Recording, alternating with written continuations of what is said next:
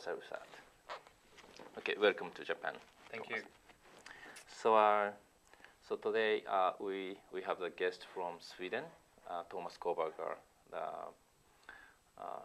now our Director General of Swedish Energy Agency, and long my friends. So first of all, could you very much briefly introduce yourself and background? And yes, I've been Director General of the Swedish Energy Agency for 3.5 years. Before that, I have worked in research, but I've also been working in the energy industry, in particular in the bioenergy industry in various positions, but also in wind power companies and in solar energy industry settings. oh. And both Thomas and I are starting up some relation with the nuclear technology, and relating to kind of non-profit organizations and some academics and some relation with government and industry. So we are calling each other Thomas in Thomas in Sweden. No, Thomas in Japan is me, and Tetsu in Sweden is Thomas. Okay, so the Fukushima accident, where you encounter this accident, and what is your first impression to see the accident? Well, as many others, the earthquake news raised the fear that there were implications to the Japanese nuclear reactors. The first news came about Fukushima. It appeared to be something minor that would be quickly under control, but successively the accident evolved into something quite terrible. Yeah.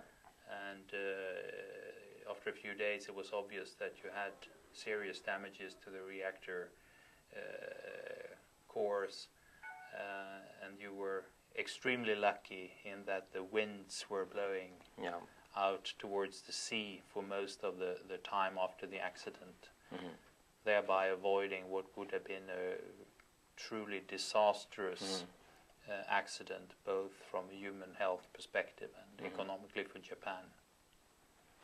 Yeah, I was coincident was in Potsdam with at the IDENA meeting with the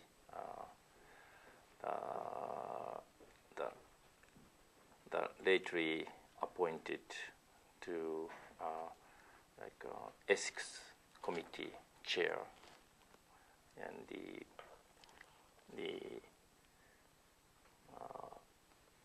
but anyway, I was out of Japan and looking at the internet to find out what is going, and I saw very much happening. Surprising to see the earthquake was happening the 14 and 46 afternoon in March 11 Japanese time, and then only 6 hours after, 10 p.m. 35, the one document come up with at the cabinet office in a very not well organized, dirty papers that says that the very brief preliminary assessment made by TEPCO says the fuel rod will, the water come down to the fuel rod the one hour before, and the meltdown might be start 15 minutes before, and the pressure vessel will broken out 1 hour after, at the same days. But I calling to my some politicians inside the cabinet and some other politicians and some other journalists, but finally no reaction come up with from the cabinet office or other nuclear energy safety commissions. So Then following days, the first hydrogen accident come up with, but at that time only the evacuation area is only 3 kilometers, and no the risk management or emergency device was made by the government. So it was very surprising to see the catastrophe is really going, but the government attitude is no sense of urgency or no sense of catastrophe as the first day or even some days after. So it was a kind of looks like meltdown of Japanese nuclear village. But anyway, so how was the impression of the Swedish societies and the politics and industry to Fukushima? I think it has been rather mixed depending on the level of understanding. Many saw the reactions in the US with the information advantage that the US had from their naval vessels at sea outside Fukushima and at Navy bases in Japan, yep. And realized quickly that this was a severe accident. Yep. Otherwise, I think the attitude towards nuclear power in general, and in particular towards new nuclear reactors, has changed step by step over many years now, where the costs of nuclear reactors have been clearly seen as being very high. Mm-hmm. And to many, this new accident was just a confirmation mm-hmm. of nuclear power being economically non-viable, nothing mm-hmm. that you would like to get involved in. You don't want to pay the huge investments, and you don't want to assume, mm-hmm. take on these risks for large accidents. Because not only are they societal risks, they're also important risks to mm-hmm. the investors. Mm-hmm. And I myself, almost every channel from Swedish TV came to me interview. Yes. I was on the TVs. And how is the other European countries having nuclears? Well, the policy changes that has taken place has been varying in Europe. The most distinct change of mind was the German government, which was before the accident seen as clearly united in favor of continued operation of nuclear reactors in Germany. But they were also quick in learning from the Fukushima accident mm-hmm. and quickly shifted to the standpoint that the nuclear reactors in Germany should be phased out in a few years. Mm-hmm.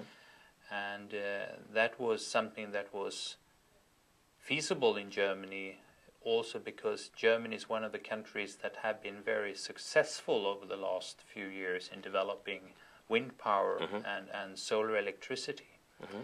So the German industry and the German public opinion was very easily convinced that substituting nuclear power by renewables was something that was feasible and economically viable.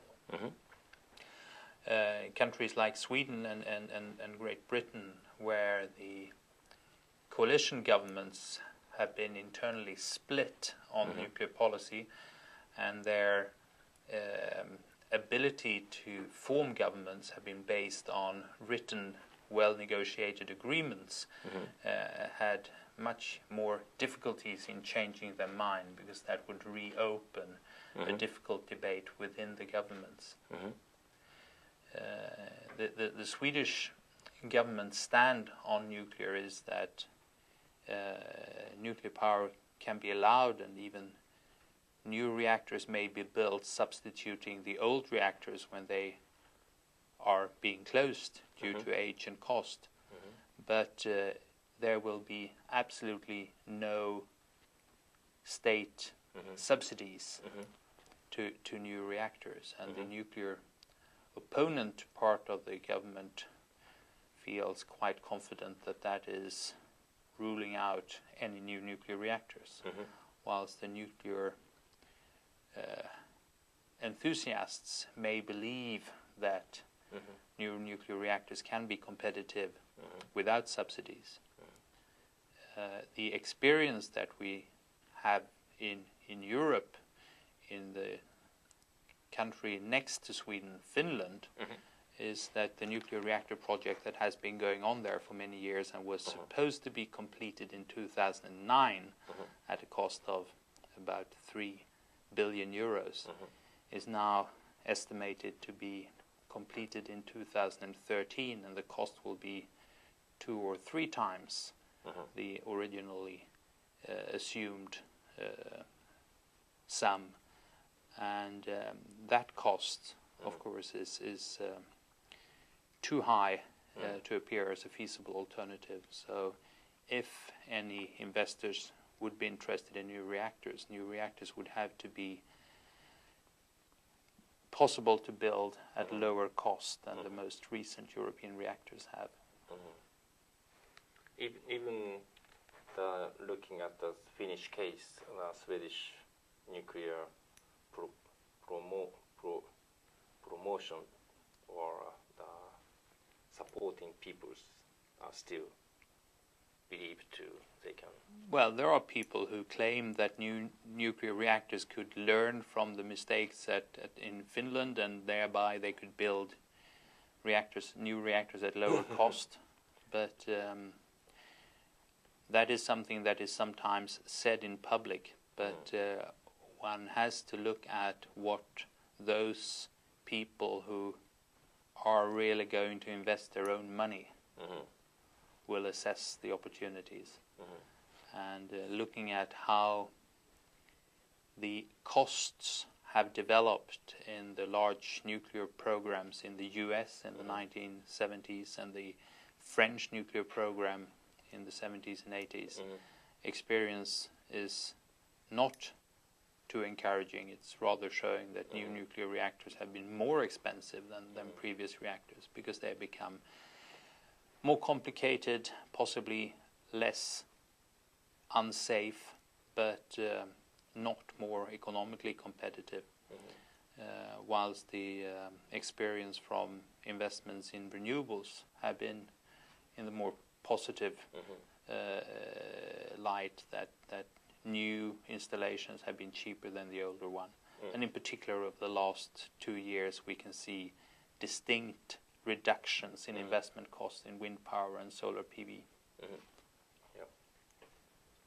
And also, after the German government decisions of nuclear fade out, and then we had an Italian public referendum, nuclear referendum, and we had a memory of the World War II, Germany, Italy, and Japan ally, the new ally. And this is a half joke, but the other half is these 3 country allies are not allowed to have a nuclear weapon. And the other nuclear stick countries have nuclear weapons. This must be some relations. How do you think such kind of deep connections? If you look back in history, we can see that even the Swedish nuclear program in the 1950s and 60s was a program that was developed with a clear connection between the military ambitions and the development of what was called civilian nuclear technology. So, of course, that has been a case in many countries. But with the scale of nuclear power required nowadays to play a significant role in electricity supply, that scale is far beyond what is required to have a nuclear arsenal. So I don't think the economic incentives for plutonium production for weapon purposes is anywhere near what's required to justify large-scale civilian power production. Yeah. So, especially Japanese nuclear policies are far beyond economic rationality. That we had a 6カ所 reprocessing plant. At that 5-6 years before, we have a debate, mostly from economic rationalities. But finally, that conservative peoples have a kind of potential nuclear. Like we have a right to separate plutonium from nuclear fuel, spent fuel. This is the historical kind of if we lose this chance, we never get allowed from the U.S. government. So this is one of the core reasons to keep reprocessing. While we have a Tokai reprocessing plant, 200 tons annual capacity. So, but anyway, back to how is the renewable development conditions in Sweden and other Nordic countries? Well, the renewable energy development in Sweden has been quite successful. We now have, last year, something like 55% of electricity production and almost 50% of the total energy utilized from renewables. Yeah. The fastest growing and largest source of renewable energy in Sweden is biomass. And that is far beyond the expectations a couple of decades ago, both in size and in the speed of increase. We get almost a third of the energy utilized now from biomass, and the increased use of biomass last year compared to the year before was the same size as the electricity production from one of the largest nuclear reactors. The biomass used in Sweden is not dedicated plantations of biomass for energy purposes, but rather clever utilization of biomass that were traditionally considered to be troublesome waste. Waste from the agriculture and food industry, waste from the forestry, waste from the sawmills and timber industry, as well as from the pulp and paper industry. Some of it is used within these industries, and the Swedish pulp industry, for example, is now largely self-sufficient in energy, and there is at least one company where the whole company is a net seller of electricity, of heat for district heating purposes, waste heat from their industries, as well as biomass as fuel, such as wood pellets. So when oil prices and global energy prices increase, these companies are just celebrating that their profits and competitiveness will increase, whilst 10-20 years ago they would be in the opposite position, where their profits and competitiveness would be harmed by increased world market prices on energy. And with the successful development we've had, where household waste is utilized to produce heating of houses in all cities in Sweden, we have a situation where Sweden as a whole is also benefiting rather than losing from increased world market prices on energy, and that has been a very happy situation over the last 10 years when the global energy prices have increased, both on fossil fuels and on electricity in Europe due to climate restrictions. Former Prime Minister Yoram Pation days, 2006, you said like oil-free country by 2020. Yeah. Is that still something alive? Yeah, he said oil independent by 2020, and the current government is saying similar things. They want a a fossil fuel independent transport sector by 2030, and they want no oil used for heating in 2020. So the desire to reduce use of oil and other fossil fuels in Sweden is something where all political parties are agreeing, and the public opinion is very clearly in favor of reducing our dependence on fossil fuels.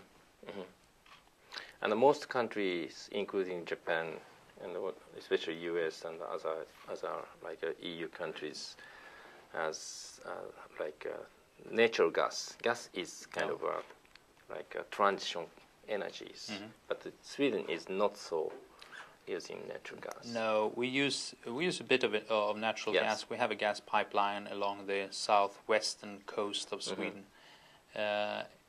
Some is used for industrial purposes. Some is used for cogeneration of heat and electricity in two cities. A little bit is used in the chemical industry, and some is used in the transport sector. But it's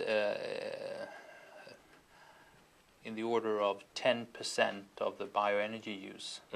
So it's a small fuel, and with a large utilization of biomass, we don't see a need to increase the use of biogas. And under the current world market or international prices of gas and the carbon taxation that we have also on carbon dioxide emissions from natural gas, the competitiveness is also weak. So there is little interest in investing in new gas pipelines within Sweden. And you introduce electricity certificate, the same similar scheme in Japanese so-called RPS, Repeated Portfolio Standard, in the same year, 2003, and you still keep. And at the beginning, the wind power in Sweden is not so promoted by RPS, but recently it's very boosting. Initially, the lowest cost options was to increase the electricity production in biomass fuel cogeneration plants in district heating systems. So we got a lot of new renewable electricity from biomass. When the supply of heat is saturated by district heating cogeneration plants and industrial cogeneration plants, wind power becomes the most favorable option. And at the same time, the cost of building wind power plants has decreased, so they have become more competitive. And over the last couple of years, we've built one large wind power plant per day on average. And the wind power production has accelerated. We had a wind power production of 3 terawatt hours in the last 12 months. In November last year, we passed 4 terawatt hours in the last 12 months in March this year. And we estimate that we will pass 5 terawatt hours produced in the last 12 months within a few weeks in August or early September this year. So the investments in wind power is certainly going on and being very successful. And the RPS system, or the electricity certificate system, is also revised from time to time. We have increased the level of ambition. Not so that we change what is already decided, but we put the time horizon for the system further into the future and increase the ambition level. What was the time horizon target right now? I think it's now there till 2035. We have a target of 25 terawatt hours by 2020, and then it will continue to increase. But we're also phasing out installations after 15 years. So there is a little difficulty in comparing the RPS quota with the total estimated production. But the very successful installation and investments in renewable electricity in Sweden is now making the industry ready for a new revision and increase in ambition level. We are well on the way to meet all the targets set by the system. So there is a potential to increase the ambition level. The prices of electricity certificates have dropped by about a third in the last year. So the development is very successful. But Japanese RPS are very much the low ambitious and very small players, Yes. and so it was failed. But especially like a solar PV is still rather high. Yes. So I guess it's difficult to get into the market. Right. Yes. Certificate. With the certificate or RPS system that we have in Sweden, the goal, the aim of the system, and also the result is to get only the lowest cost options utilized, which means that the industrial policy target of developing and fostering, for example, the solar PV industry, is totally lost in Sweden. We have not managed to get any investments in solar PV production in Sweden because the solar PV market is very small. There is a little bit of dedicated subsidies to solar PV installations, but compared to the countries where they have feed-in tariffs operating in Germany and Spain, for example, we have very little solar PV.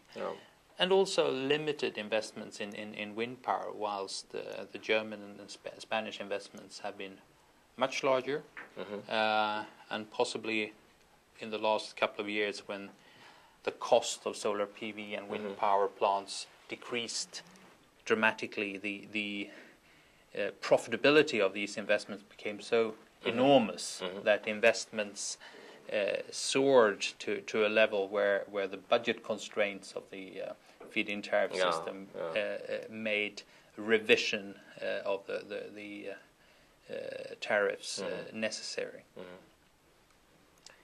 Okay, and often the case in the Japanese the discussions like wind power, solar PVs are very fluctuating. It's very difficult to manage the electricity system, and the Europe is the grid is connecting, and especially Sweden and Norway has a huge hydropower can back up. So how is the renewable with electricity grid system situation in Sweden?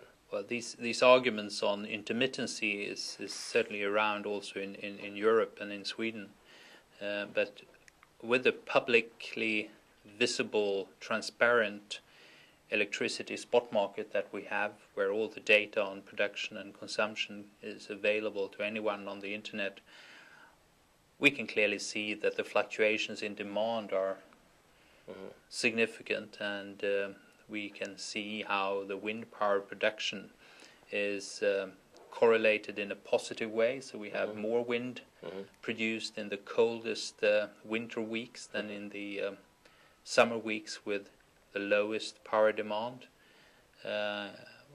We also see that the problem of intermittency is also a problem for some of the other established large traditional power technologies. Over the last couple of years in Sweden, for example, we've had not nuclear reactor accidents, but we've had technical problems in the nuclear reactors that have resulted in many unpredicted scrams of reactors where suddenly we lose 1,000 megawatt or so in a totally unpredicted fashion, and also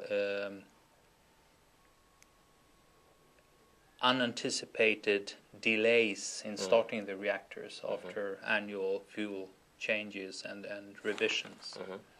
So I think most Swedish electricity market actors are well aware that it is not only the renewables that face the problem that they not always produce electricity when desired. So the answer to that is that we need a mixture. We have an advantage of having many small plants where technical failures are not correlated, and we need to have a well invested high capacity transmission grid to make it possible to transport electricity from where the wind is blowing or the sun is shining or the power plants are working well to areas where there are technical failures in power plants or the wind is not blowing and the sun is not shining. And such strong high capacity transmission grids is a beautiful way of reducing production cost also, because you will be able to utilize the lowest cost production opportunity in a larger system, which reduces the production cost in the system as a whole and thereby makes it possible to reduce the electricity price to all consumers. And these investments in the transmission grid can easily be described as involving a large sum of money. But at the same time, even if it's a large sum of money, it's a small sum of money compared to the investments made in electricity production in total. So you can reduce the costs of investing in power production if you instead use a larger share of the total investment money available to investing in a strong transmission grid. Especially that you are not just Sweden, but between Sweden, Poland, Germany, and Denmark, and Norway, and Scotland. So so-called super grid. Traditionally, electricity grids have been national for political reasons. Over the last few years in Europe, we have had increased investments in cross-border transmission capacity, which has led to evening out of electricity prices and reducing the total cost of electricity production. And there are very ambitious plans in Europe to increase these transmission capacities, and you mentioned the opportunity to connect Scandinavia and Great Britain, for example, which will also open up the opportunities for large offshore wind power installations in the North Sea, as well as some connections over the Baltic Sea may open up for large offshore wind power installations. And some of these offshore projects are so large that one wind power park offshore may be providing as much electricity as a large nuclear power plant with several reactors. So these are significant investments in monetary terms, but also in the amount of electricity they may provide over the year. For example, what kind of trade, like for example, Denmark has a huge wind, sometimes 100% wind, and the Norway's hydros cover up some intermittency. What kind of trade between them? Well, they have a quite intensive trade where Norway is importing electricity when there is a surplus of wind power in western Denmark, and when there is no wind and Denmark needs electricity, then the Norwegians can export their hydropower. The hydropower plants have the magnificent advantage that you can simply close it and store the energy in the water when prices are low, and then you can open up the gates and produce electricity when the electricity price is higher. So this is what's going on very clearly between Norway and Denmark, and it's also to some extent between Sweden and Denmark. But that's one opportunity for further investments in transmission capacity as well, because still the electricity prices in western Denmark is fluctuating because of their large wind power installed capacity.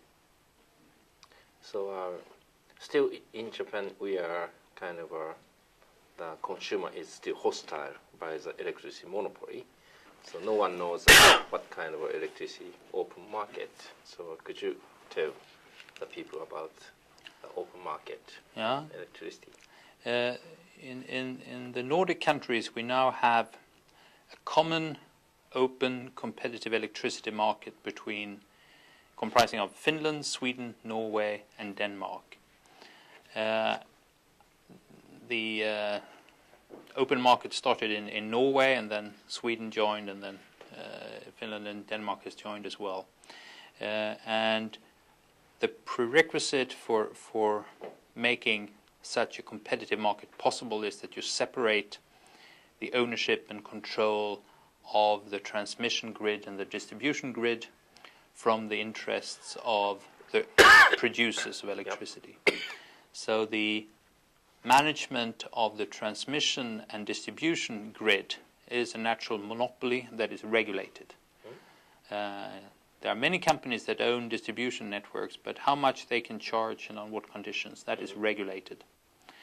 Then there are producers of electricity who are allowed to offer electricity to the market every hour, and there are consumers and electricity retailing companies that buy electricity and sell to consumers, who make bids for how much they want every hour and what they're willing to pay. So there is a market equilibrium and a price established for every hour the day before.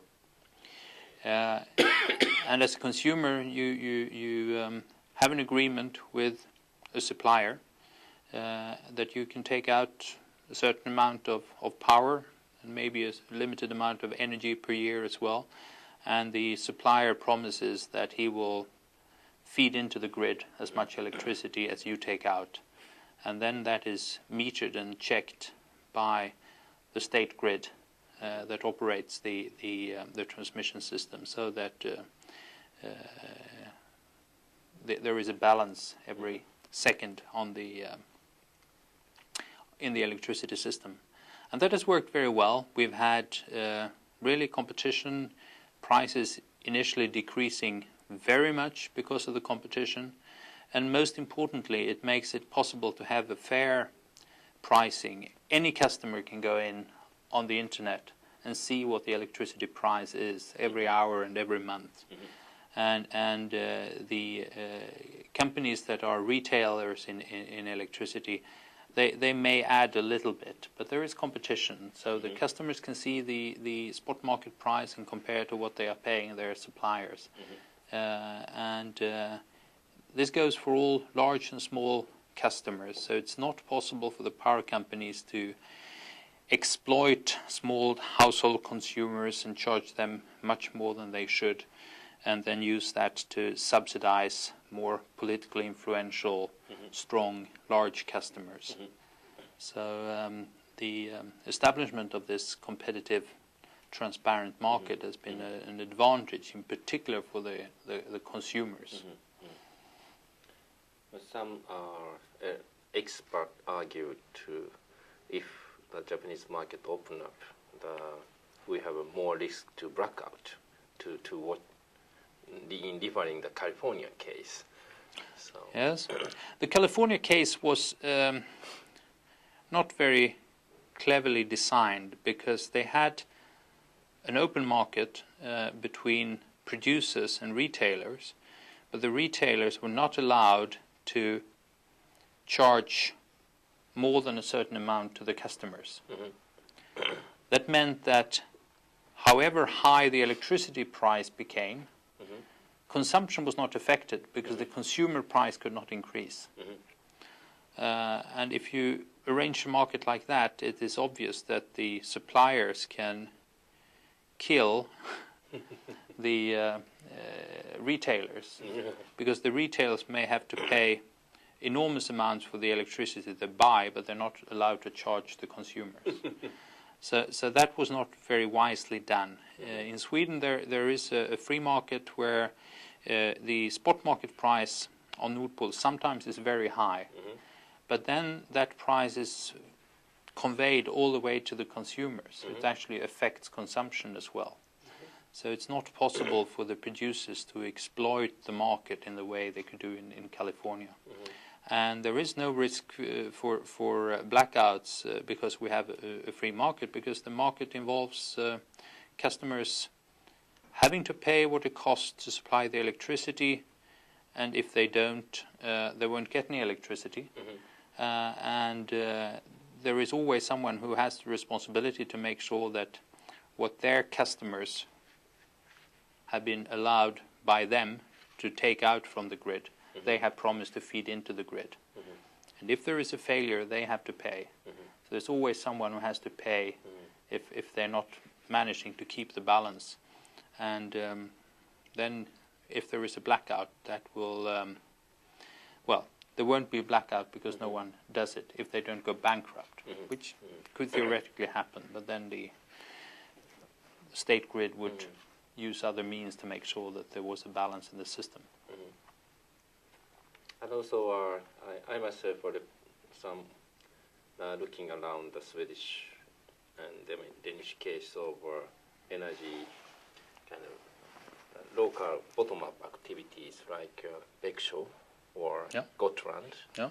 And do you have any like a decent emerging, like interesting case to like innovative local? Yes, there are many initiatives that are quite constructive and important. One arrangement has been the establishment of cooperative wind power companies, where many customers have joined together and invested and built wind power plants together. And this was something that started off as an activity among idealistic household customers who sometimes paid, or at least they were willing to pay more for getting wind power than they would have had to pay if they just bought electricity from their retailers. But often this proved to be very profitable. And over the last couple of years, a rapidly increasing number of commercial companies have started to invest in their own wind power capacity, such as IKEA, large housing companies. There are even shipping companies that have started to invest in wind power because it has become a profitable business. And the willingness to invest is clearly seen to be higher among actors who are not traditionally in the electricity production sector. One reason, of course, being that if you are a large power company with a lot of existing power production capacity, if you are introducing more wind power, you are undermining your other power plants' profitability because you are contributing to lowering the electricity price. So it is less interesting for the large existing power companies to invest than for new actors.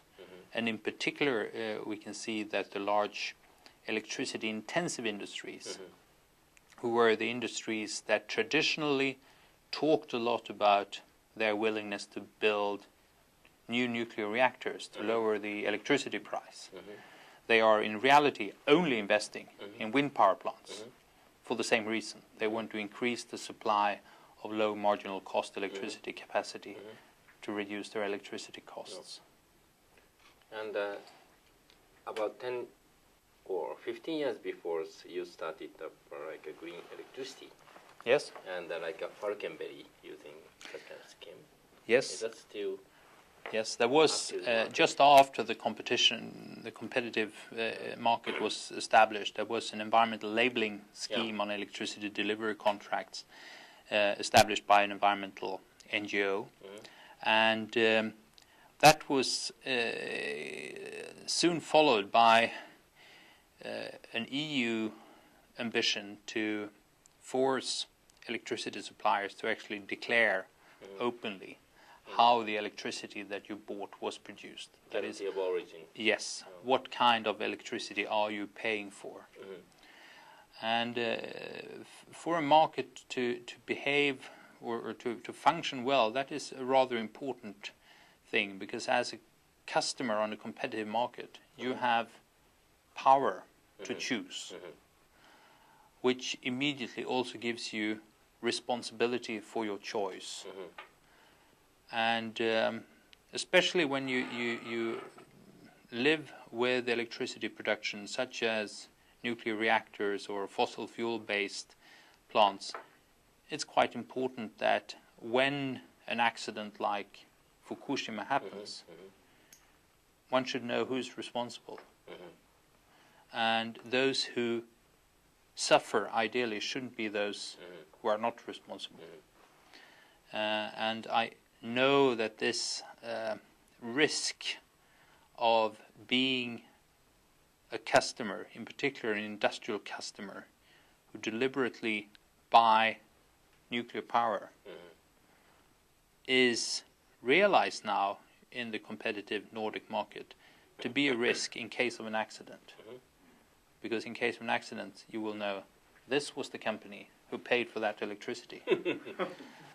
So many companies are explicitly avoiding buying any fossil or nuclear power, and having as their government policy to first be energy efficient, try to build their own generation capacity, which some do, wind power in particular, but then only to buy renewable electricity from their suppliers.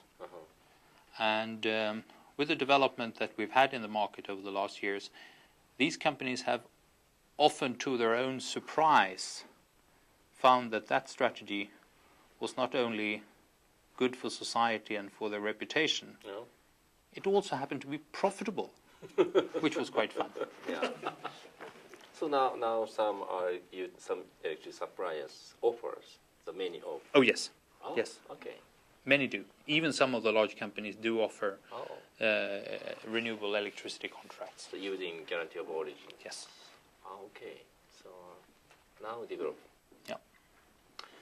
Okay. Now, could you make some proposal or recommendation to the Japanese energy policy or society after Fukushima? Well, I think one fundamental part, if you want to see modernization and development and new technologies and new actors coming into the electricity market and bring about the modernization, then opening the market by separating the electricity transmission and distribution from the electricity production and sale is very important. If the same large power company controls the grid, they can, by economic and administrative rules and by making it very complicated for new power plants to be connected to the grid, in practice exclude new actors from the market. So maybe that was the most important component in the electricity market reform in Scandinavia during the 1990s, that the transmission and distribution on the one hand and the electricity production and sales on the other was separated. And it appears to be one of the important components for developing the Japanese market into more sustainable and efficient operation. Then, of course, with a market economic perspective, as we then would have, the removal of the often invisible subsidies in terms of for example, limited economic liability for accidents is one other desired component to make the competition fair. And then thirdly, introducing environmental taxation on the fuel-based production, as we have done in Sweden, for example, with the carbon tax in general and the emission trading system in Europe in the electricity sector in particular, to ensure that the environmental cost of production is also visible in the price. And when it comes to introduction of carbon taxation, it's important to see that the introduction of a carbon tax is not increasing the level of taxation. When the carbon tax was introduced and raised in the 1990s, this was always done as a tax shift. At the same time as the carbon tax was increased, the most destructive, unpopular taxes were removed. And, for example, the taxation on income was decreased, and the government need for money was then instead satisfied by increasing the carbon tax. So using this opportunity to make the market more efficient by taxing societal costs for pollution, while at the same time removing destructive, inefficient, unpopular taxes, is something that almost everybody benefit from, and a clear majority usually likes if they understand what's actually done. If the society is more rational and democratic. Okay. Yes, but that's you can always help people be rational and democratic by informing them. So that's doable. Okay, so we are now challenged the historical crisis and historical challenge. Yep. So please keep advice and watch and support and help. Yep. Thank you very much. Thank you. Yeah.